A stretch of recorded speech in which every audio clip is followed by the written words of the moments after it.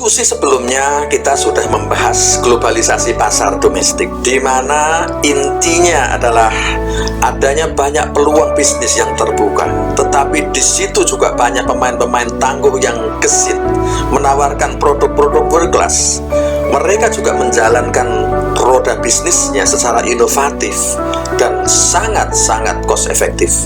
Dan ini semua diarahkan untuk memanjakan konsumennya, sehingga pasar menjadi sangat demanding. Untuk bisa sukses seperti ini, maka perusahaan Bapak Ibu sekalian yang telah sukses di masa lalu, pertanyaannya adalah apakah sekarang masih fit dengan tuntutan pasar domestik yang sudah menjadi pasar global ini? Maka kongruensi eksternal maupun internal ini menjadi penting, sehingga Bapak dan Ibu bisa menyiasati, melakukan perubahan dan perbaikan, penguatan untuk menjadikan perusahaan Bapak dan Ibu the winning company. Faktor agility itu menjadi penting.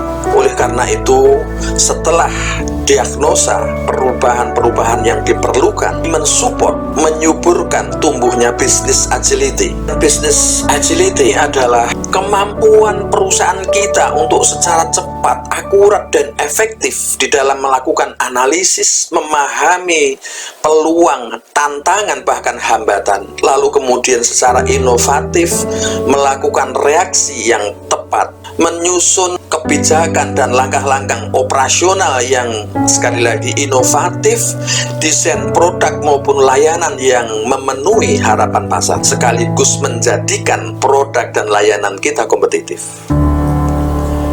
Selanjutnya, perusahaan kita juga harus mampu secara gesit, tangguh, dan cost efektif dalam bekerja, melaksanakan kebijakan dan strategi maupun sistem untuk mencapai target dan menjadikan perusahaan kita sebagai the winning company. Agar bisnis agility ini menjadi standar kerja yang baru, maka semua itu harus kita tanamkan ke dalam budaya kinerja perusahaan yang diwarnai oleh bisnis agility, sehingga menjadikan perusahaan Bapak Ibu the winning company. Ini pasti membutuhkan kerja yang keras, tapi kerja yang keras ini akan menghasilkan, investasi ini akan menghasilkan, dan tentu saja kita butuh leaders yang handal, kita butuh SDM yang kompeten dengan etos kerja yang prima yang dijiwai oleh bisnis agility. Secara diagramatik, inilah rute menuju the winning company. The winning company ini adalah pilihan tunggal yang wajib dan tak tergantikan. Maka yuk kita upayakan untuk masa depan perusahaan yang lebih baik, buat Indonesia yang lebih sejahtera.